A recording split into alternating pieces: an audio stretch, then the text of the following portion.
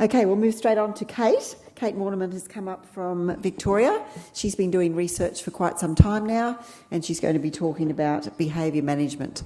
Thank you very much, Kate.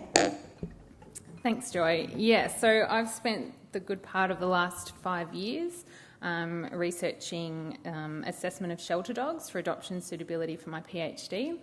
So I'm going to, like Corinne, try to condense the last 5 years into 20 minutes. So I'm not sure I'll do a good job. If I lose you or you're not clear on anything, please just come and find me. I'm always happy to have a chat about what I've been doing for such a long time. So, yeah, I mean, we all know pet dogs are really popular companions, but despite their popularity, many end up in animal shelters every year, either as strays or owner surrenders. Reasons for surrender can vary. They can include owner factors such as illness or moving house, as well as dog factors. And the most common dog factor is behaviour problems. So the available stats tell us that around 30% of dogs that enter the shelter system in Australia are euthanized. And because this represents many thousands of dogs, there's a really it's imperative that behaviour assessments are supported by scientific evidence to show that they actually work. So to show that they're accurate and meaningful.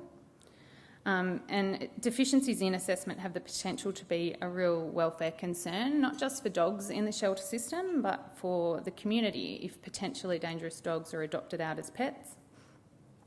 And in addition to this, understanding the beliefs and attitudes of the adopting public in relation to shelter dogs and common shelter practices is really needed to ensure that the dogs that are available are meeting the public's expectations.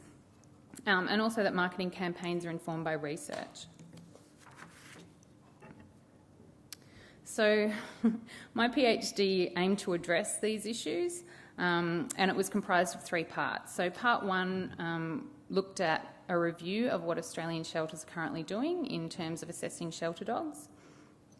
Part 2 involved the development of a standardised protocol, which was then implemented into shelters to see if it worked. So that's what reliability and validity means.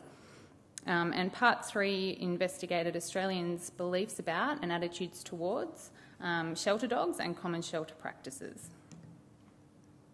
All right, so a bit about part 1, which was the review of assessments.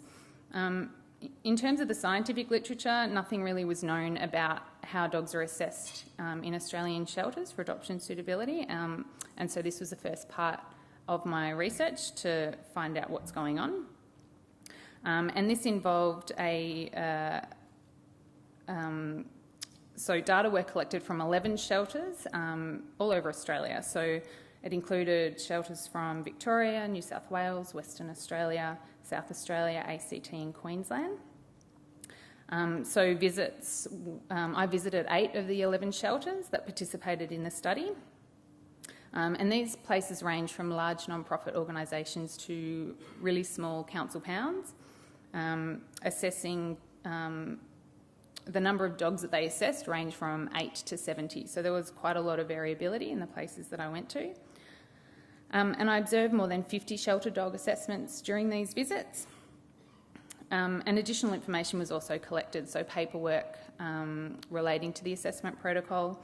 And I also interviewed staff directly involved in behaviour assessment. So asked them a whole lot of questions about their assessment, what they like about it, what they don't like, what they think is missing, all those sort of things. Okay, so the results of part 1, these are just really brief results. There's a bit more information in the paper on your CD. But what we found was that the majority of the protocols we reviewed were developed in-house, and they varied significantly in terms of content and methodology, as well as what behaviour was assessed and how that behaviour was assessed. So just as an example of the variability, they varied from 5 minutes to 40 minutes, and the average was 24 minutes.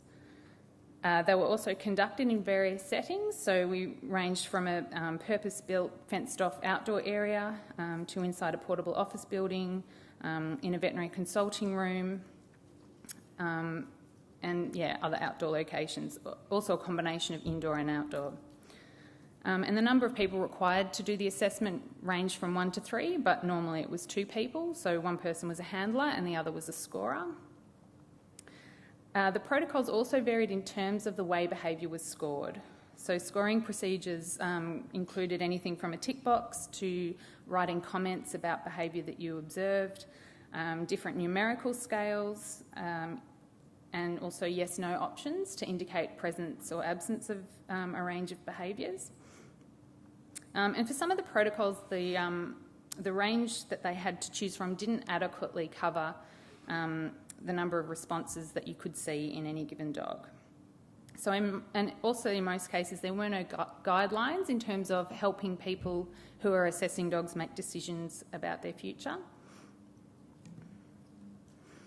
So during these visits to shelters, we interviewed 26 shelter staff who assessed dogs. And some of the results from the questions that we asked showed that staff experience varied a lot, from 6 months to 16 years, but the average was 2.5 years. 77% of them had received training in the assessment of shelter dogs. And I asked a lot of questions about how confident they were in their current protocol and in their ability to accurately assess dogs, and staff actually lacked complete confidence in both of these things. And what was interesting is that the more experience staff had in the assessment of shelter dogs, the less confident they were. So maybe it's a case of the more you know, the more you know, the less you know, really. Well, that's what I found out with doing this research.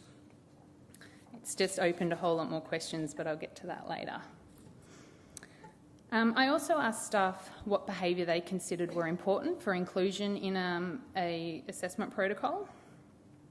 And some of the behaviours they considered important were sociability or friendliness, aggression, resource guarding, reaction to handling, fear and anxiety. 85% agreed that their current assessment protocol could be improved, usually by incorporating the assessment of more behaviour.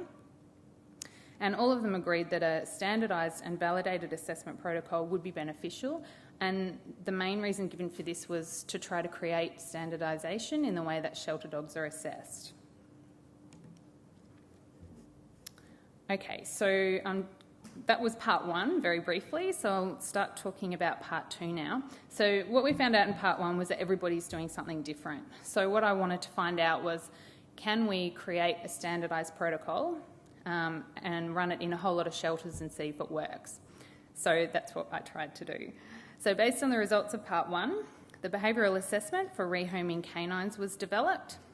It was developed in consultation with a range of experts too, so not just shelter workers, but dog trainers, vets, behaviourists, different people involved with dogs.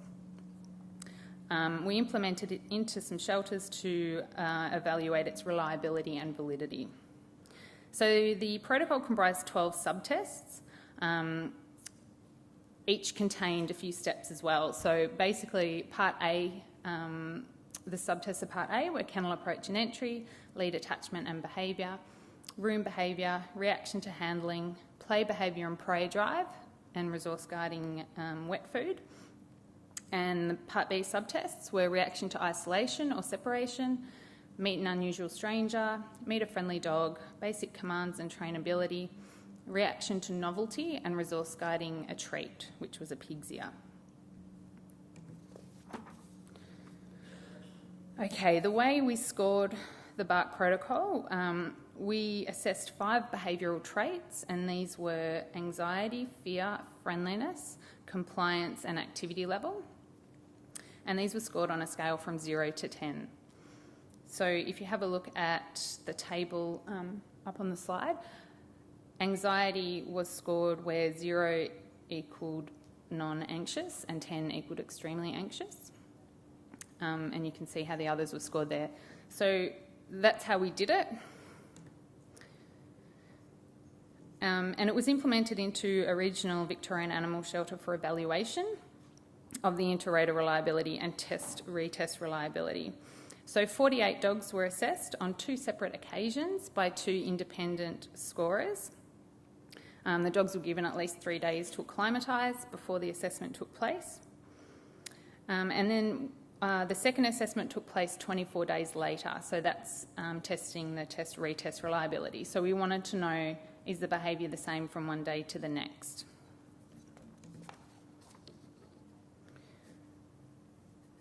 We also wanted to look at the validity of the protocol. And several shelters in Australia were invited to participate in the study. 5 agreed to, which was great. So I ran workshops at these shelters, during which staff were trained in how to administer and score the protocol, and all the paperwork was provided. So at the completion of the workshops, the shelters had agreed to assess as many dogs as possible using the B.A.R.K protocol, as well as their usual assessment. They were going to invite owners of newly adopted dogs to take part in a post-adoption survey. But unfortunately, after several months and due to unforeseen circumstances, such as high staff turnover, natural disasters, it all happened, it was evident that the data collection from the shelters was really poor. And it was not because they didn't want to be involved, it was just when you go to apply this in the real world, sometimes it doesn't work. So we moved on to plan B, which was I would go and collect all the data myself. So that's why I'm still doing my PhD. No, it's all good. So I assessed 102 dogs at a Victorian animal shelter over a 12-month period. The dogs, again, were given 3 days to acclimatise before the assessment took place.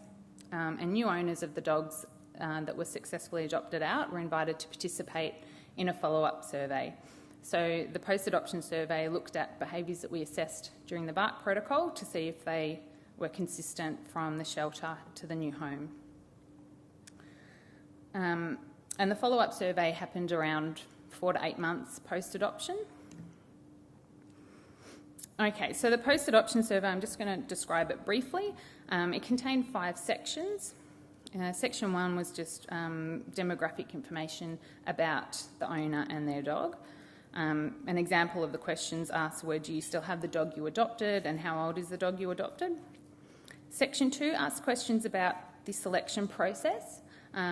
So things like what was the main reason you decided to get a dog, how much planning and research went into your decision to adopt the dog that you got, as well as things like getting them to rate how important certain factors were. So the size of the dog, the coat type, general appearance, behaviour of the dog, in influencing their decision about the dog that they got. In section 3, we asked them questions about their new dog's behaviour. So owners were asked to rate how often their dog exhibited a list or a range of behaviours in the adoptive home. So examples included toileting in the house or destructive behaviour, hyperactive behaviour, different things like that. We also asked where the dog sleeps, how often it's exercised, whether the new owners had taken the dog to obedience training.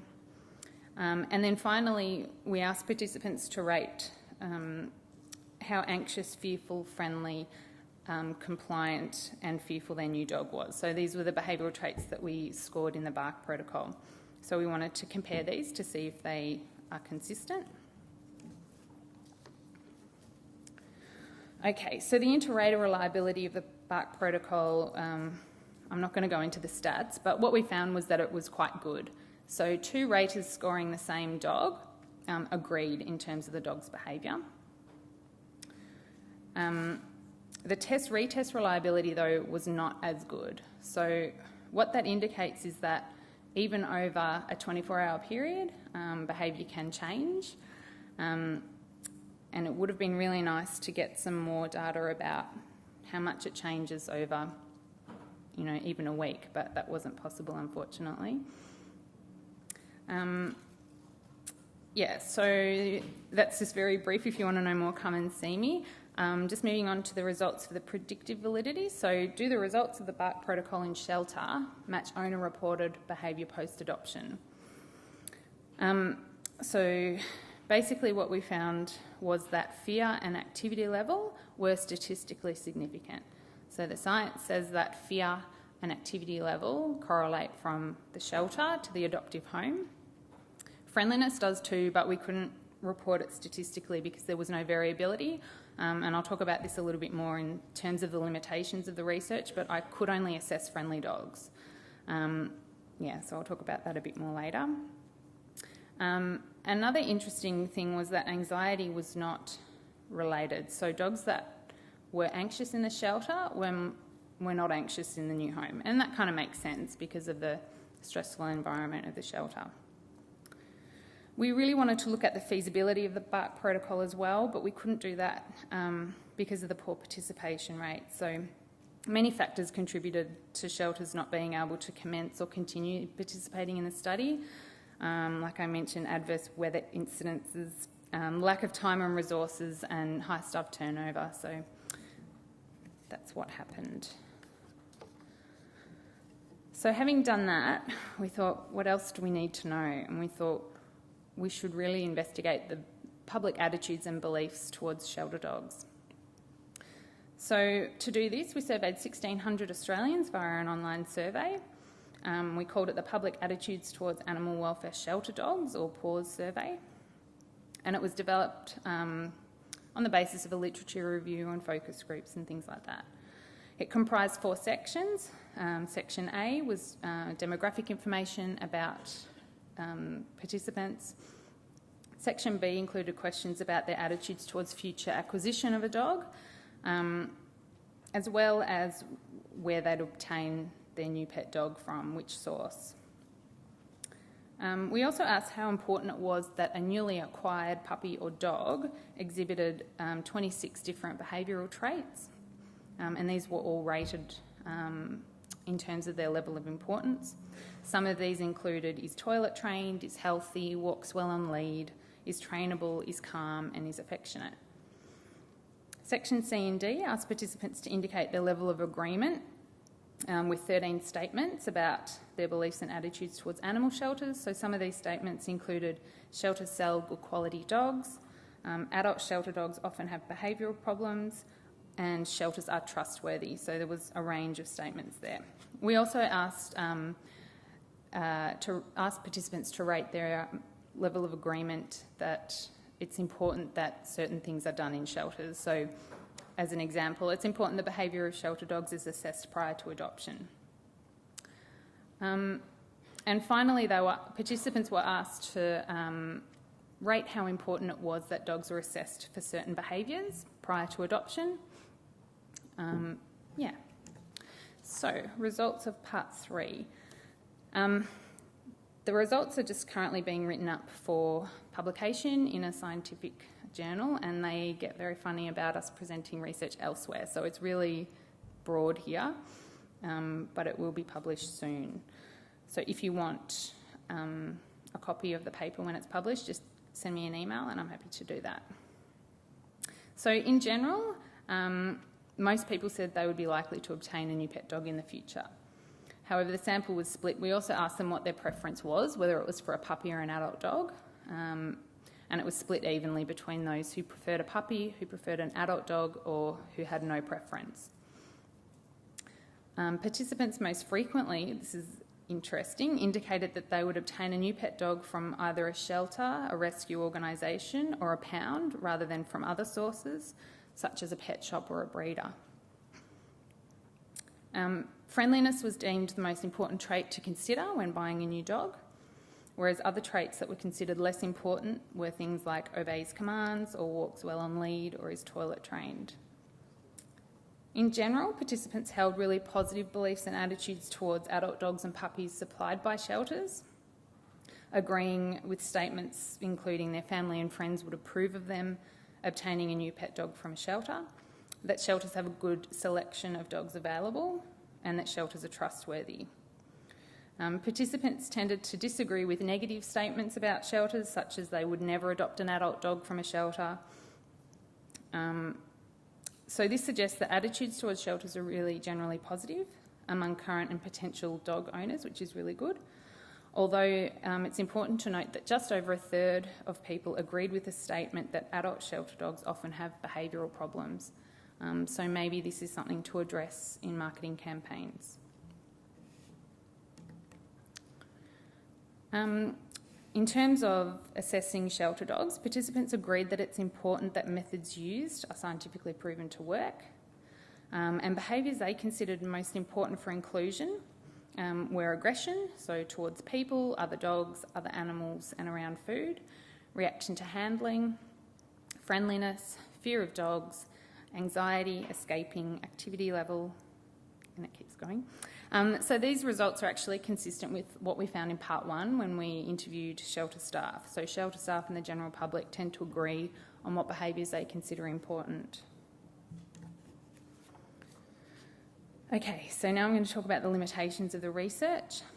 The most notable limitation is that I didn't have access to any dogs that displayed aggressive behaviour prior to the assessment. And this is for safety reasons. So it resulted in a biased sample of friendly dogs, but this was unavoidable doing research in a university because I wouldn't have got ethics approval to do it. In addition, the test-retest reliability of the protocol, the B.A.R.K protocol, was only done 24 hours later. So further research is needed to investigate the effect of duration in the shelter on dog behaviour and the test-retest reliability of the B.A.R.K protocol. And in terms of the predictive validity, the post-adoption survey is not as accurate, being an owner-reported survey, as testing the dog again in the same environment, although it's not really possible to do that. So what does this all mean? Well, the main things that I've learnt in the last 5 years are that most shelters are really doing an amazing job with the resources that they have available. However, shelter dog assessment protocols ideally should be based on scientific evidence to safeguard the welfare of dogs and the community. Science is helpful for improving the way that we do things, but progress can be really slow. So even though I've spent 5 years studying this, it just adds a tiny little piece to the puzzle. And for this reason, things like consultation between shelters and animal behaviour specialists will allow them to work within the constraints that they face. So a few people have mentioned top-down approaches don't work, and that's what I found out as well. Working with individual shelters, recognising the constraints they work under will really help to improve the way that they assess dogs. So a validated behaviour assessment protocol may not always guarantee that adoption is successful either. And for this reason, other strategies such as basic training and rehab for shelter dogs, adopter dog matching programs, ongoing support to troubleshoot behaviour problems in the new home, effective marketing strategies, so having a nice website with pretty photos, social media, every shelter should have a Facebook page, and taking advantage of print media can help as well. And also utilising things like foster care networks and the pet rescue website, of course. So yes, that's my talk. Thank you for listening.